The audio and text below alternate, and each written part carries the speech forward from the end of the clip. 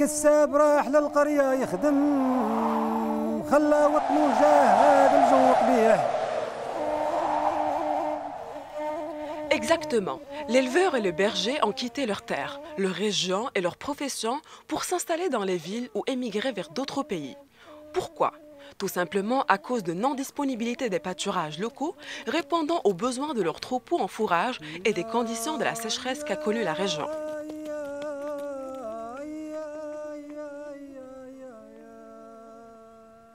Si l'insuffisance des précipitations, l'aridité du climat et la succession des années de sécheresse sont des facteurs naturels de la désertification, les facteurs humains tels que la surcharge pastorale, les défrichements pour le labour, la surexploitation des ressources naturelles et les différentes interventions humaines ont contribué aussi à ce grave phénomène terrestre transfrontalier. Les impacts de la désertification sont négatifs. Elle attaque les terres et menace les moyens d'existence de l'être humain et même des animaux. D'autant plus, elle provoque la pauvreté et la précarité chez les éleveurs dans toutes les régions touchées par ce phénomène.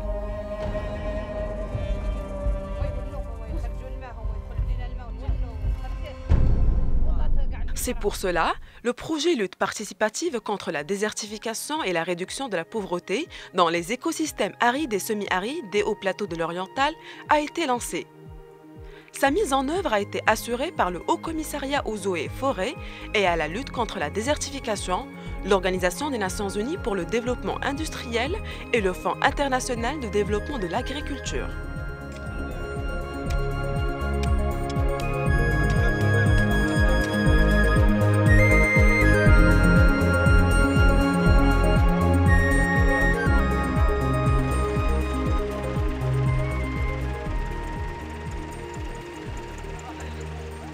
Donc, pendant 6 ans, et grâce à la méthodologie et la stratégie de ce projet, basée sur l'approche participative, la collaboration entre les différentes institutions et organisations partenaires du projet, ainsi que sur l'implication de la société civile, des actions variées, intenses et importantes ont été entreprises, telles que la création de coopératives et d'associations de développement qui se sont engagées vivement pour la lutte contre ce dangereux phénomène.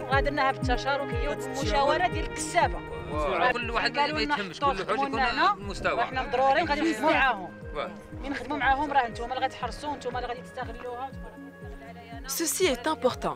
C'est un résultat clair qui a été obtenu. Il est la preuve que la population locale est aujourd'hui impliquée. Elle est totalement consciente de l'importance de la stratégie adoptée par le projet en matière de lutte contre la désertification.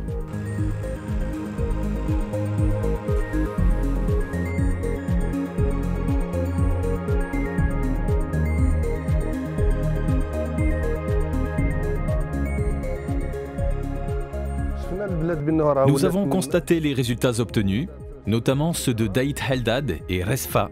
La situation s'est améliorée remarquablement. On peut constater cette amélioration dans le niveau de la végétation. En fait, la vue générale a complètement changé. Nous voudrions continuer dans cette dynamique pour que les autres espaces vides et exploitables soient traités de la même manière. Dieu merci de nous avoir accordé cette initiative. Elle est concrète et palpable. Ce n'est pas quelque chose qui n'existe pas. Les gens ne parlent pas d'un espace vide. C'est une réalisation de grande utilité pour nous. Ce bétail me coûtait 1 kg de fourrage par tête. Mais grâce à cette initiative, j'ai pu économiser la moitié du coût du fourrage. C'est pour cela que nous demandons que cette culture soit maintenue et appuyée, vu son impact positif sur la situation de l'éleveur et de l'agriculteur.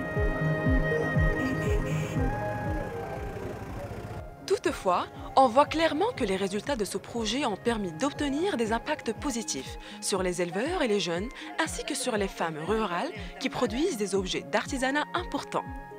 De même, on dispose aujourd'hui des espaces verts sur les axes routiers et dans les régions qui connaissent de puissantes tempêtes de sable répétées. Donc avec l'action participative, la collaboration, la volonté du changement et le sérieux, on pourrait éradiquer n'importe quel phénomène dangereux, même si c'est le cas de la désertification.